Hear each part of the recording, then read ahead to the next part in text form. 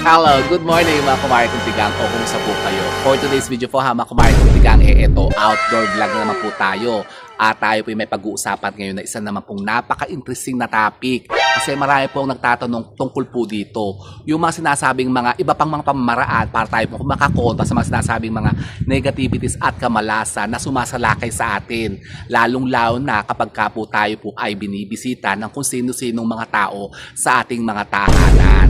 Kasi marami po sa atin na nagtatanong kasi madalas daw sila kapag kami mga taong pumupunta sa bahay nila o dumadating sa bahay nila nang walang abiso, pagkatapos daw ng bisita, yun nga, pag lumalayas na raw yung mga taong yun, parang nakaramdam sila ng mga negativities sa buhay nila, sa bahay nila, ha, mga kumari kong tigang. Pues, meron po talagang ganyan, ha, mga kumari kong tigang. Yung po sinasabing mga remnants na mga negative energy na naiiwan sa atin ng mga taong bumibisita sa bahay natin. Kaya dapat yan po ang ating kontrahin. At batid nyo po ba mga kumari kong tigang na meron po mga bagay-bagay tayong dapat iwasan natin gawin kapag tayo po may mga panauhin o may mga bisita na dumadating sa ating mga tahanan. Ano-ano yung mga yan? Number 1 po mga kumari kong tigang. Kung halimbawa may mga taong bibisita sa inyo o yung bigla na lamang dumadating sa bahay po ninyo, kapag ka sila po'y papapasukin nyo sa bahay po ninyo, ha, mga kumari kong tigang, dapat siguraduhin nyo pong kayo po'y nasa loob po mismo ng bahay po ninyo bago sila papasukin. Dapat nasa loob kayo ng bahay nyo, nasa loob kayo ng pintuan. Tapos saka nyo sila papapasukin. Huwag nyo sila papaunahin o sabihin nyo, tuloy, ganun. Huwag ganun, ha, mga kumari kong tigang. Kailangan na andun po kayo mismo sa loob ng bahay po ninyo bago nyo sila papasukin. Buksan yung pintuan, tapos papasukin nyo na sila. At number 2 po, mga kumari kong tigang, dapat po sila po ay dyan lamang po muna mamumugigi sa inyo pong mga living room o sa mga receiving area po ninyo.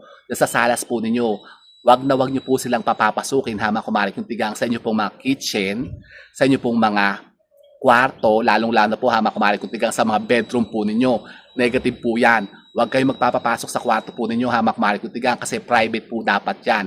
Isa pa po, iwasan nyo po na ang mga bisita po ninyo ay magbubungkal po ng mga kaldero po ninyo. Meron ganun na mga kumari kong tigang. Malas yan, yung hahayaan nyo po na sila po basta-basta na lang magbubuklat po ng mga kaldero po ninyo. Lalong-lalo na po kapag nataunan na ang mga kaldero nyo po ay walang laman. Isa pa po, mga kumari kong tigang, iwasan nyo rin po na hayaan sila na magbubukas po ng inyo pong mga rep o refrigerator, mga kumari kong tigang. Tapos bubulat-latin nila yung laman ng rep nyo. Nako, negative yan. Parang yan po ay parang hinahayaan nyo lang po ang mga tao na bulat-latin ng inyo pong mga sikreto sa bahay nyo. Kasi ang rep natin ilalagyan po ng pagkain. Dapat hindi natin hinahayaan yan na kung sino-sino ang magbubuklat-buklat lang kung hindi sila miyembro ng pamilya.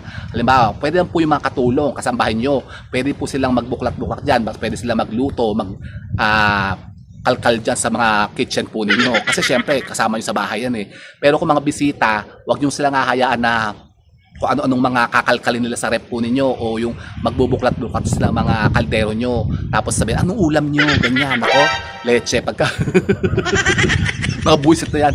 Nako, malas po yan, mga kumari kong tigang, buwisit yan. Kapag kayo mga hamiterang bisita po ninyo, yung mga marites dyan, basta-basta na lang pupunta sa kitchen po ninyo at bubuklatin yung mga kaldero po ninyo. Tapos titignan sabihin, anong ulam nyo?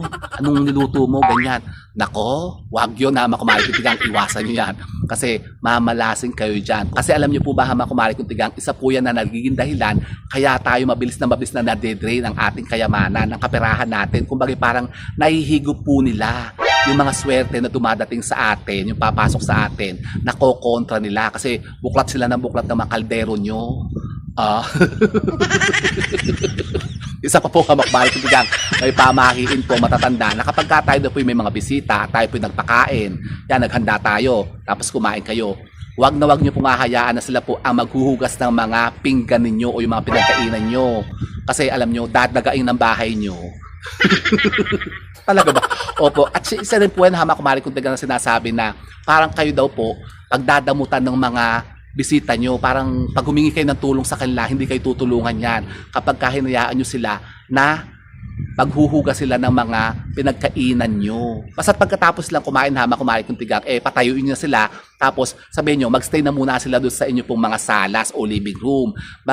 Mag-relax-relax muna, tapos magligpit na po kayo. At ang isa pa po hama kumari kong tigang, kung sila naman po yung magbabanyo, siguraduhin nyo po hama kumari kong tigang na yung mga pinaggamitan po nila ay lilinisin nila o yung bubuhusan nila, yung mga inodoro, baka halimbawa iihis lang ganyan, tapos hindi nila bubuhusan yung inodoro nyo o hindi nila ipaplas yung tae nila, tumae, tapos may mga yamas-yamas pa ng tae, hindi nila masyadong nilinis. Kailangan po yung malinis yan hama kumari kong tigang bago sila lumayas, kasi yan po yung mga sinasabing mga dumi o negativities na iniiwan nila sa bahay natin. So kailangan yan po i-flush agad natin hama kumari kong tigang doon po sa imburna, doon po sa septic tank. Huwag natin hahayaan yung mga amoy ng mga ihi nila, mga tae nila, yung parang mga halingasaw pa doon sa banyo natin.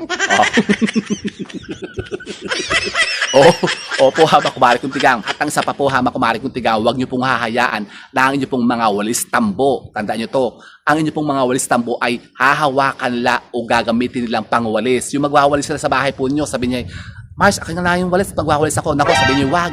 Di pwede. Huwag niyo nga hayaan na gagamitin nila yung walis po ninyo. At lalong-lalo na kapag magwawalis sila, tapos ang walis pa po nila ipapalabas ng pintuan po nyo. Nako, yan ang isang nagiging dahilan din po na kayo po mabilis na nade-drain ang kayamanan po ninyo kapag hinayaan nyo ang mga bisita nyo ay nagwawalis sa bahay po ninyo. Ganun pala. Opo, hama kumari kong tigang. Isa pa po, kapag kain nyo pong mga bisita ay lalamon o kakain sila. Lalamon talaga. Huwag niyo pong hahayaan ang mga bisita nyo nakakain po sa mga hagdanan po ninyo. Yung uupo sa hagdanan po ninyo. Bakit naman uupo sa hagdanan? May labesa naman. Kasi baka marami. Bawa, may party. Nagpa-party kayo, tapos napakaraming bisita dumating. Tapos wala nang mapwestuhan, wala nang maupuan. Yung iba umuupo sa hagdanan, kumakain. Naku, negative yan. Isa rin po yung nagiging dahilan na magiging mabilis ang pagka-drain ng mga kayamanan po ninyo. Maghihirap kayo dyan, hama kumari kong tigang, patong-patong ang kamalasan na dadating sa inyo kapag kaganon. Bakit nalalaki ang mata mo? Wala lang.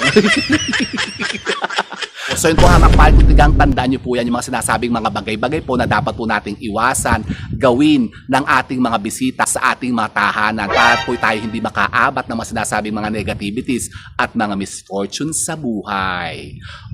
Subukan nyo yan hama kumari kong tigang, malaki ang maitutulong niyan sa inyo. So yun po hama kumari kong tigang, sana po may napunta pa kayo mga bagong idea at kaalaman sa pagkontra naman sa mga sinasabing mga kamalasan na yan. And with that mga kumari kong tigang, keep safe and God bless. Thank you for watching. And don't forget to subscribe my channel. I know you like it. And don't forget to brush your teeth. Bye mga kumari kong tigang. Ako, tenat, uulan na. Leche, nasa si Direk. Direk! Direk! Uulan na eh.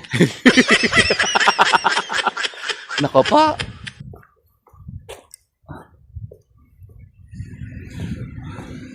Nasa si Direk. Hoy, Direk! Gala ka ng gala eh. Hulihin natin yung ibon. Direk, hulihin natin yung ibon na yun, oh.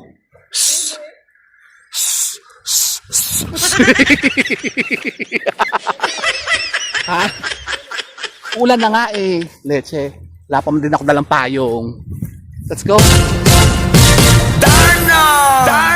Bye mga kumari kong tigang.